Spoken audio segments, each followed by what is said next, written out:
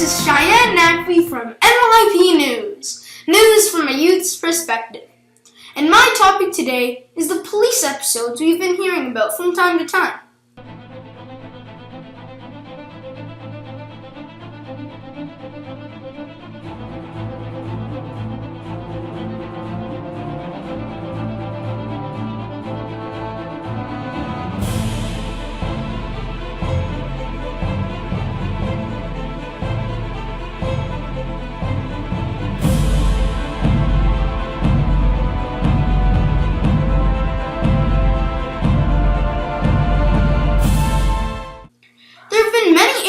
That I haven't commented on.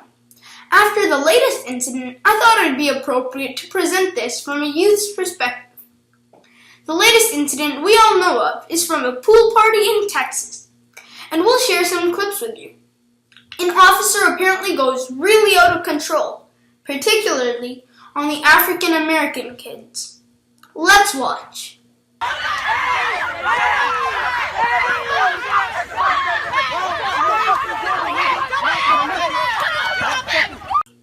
This is just one incident. There are many others, and the pattern is not dissimilar. The difference between our society and a less civilized society is our justice system, and the policemen are at the front of it all. We all respect the police immensely. They are given the power to carry around a gun in public. And as they say, with great power comes great responsibility. Well, look, sir, I told you to stay.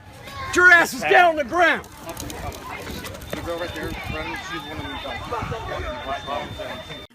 They should be held to a higher standard. Then we hear about police bias and racism. Which other profession has that reputation? Do you hear about doctors refusing to treat patients of a certain ethnicity? Do you hear about restaurant owners who could say, "No African Americans allowed"? You never hear about firefighters or the ambulance not saving someone just because of their ethnicity. So then I thought, it's not because the police are bad people. I genuinely believe that most people are nice, though some might not be.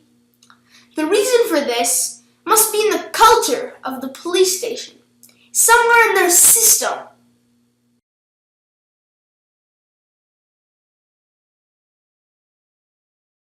You know why I thought of this? Because my dad went to a school in England, and back then, when students were out of line, they'd cane the kids that actually hit them with canes. My dad said they had a term for it, 6 of the best. They would bend over, and the teacher would come and then cane them 6 times on their bottoms. Imagine how barbaric this sounds, but that was actually the accepted culture until the teaching profession became more civilized, and now they don't hit the kids. And you know what? The kids aren't worse from this. They're probably better. So, police culture. On the news, we see the police being aggressive, talking down to people, berating others, and sometimes a guy swinging his gun around in other people's faces. Who does that? They're one of the most respected people in society, and are given a badge to show it. It signifies that they're trained to handle tough situations in a professional manner. That's what we expect of them, and that's what the police chiefs or the mayor should expect of them as well.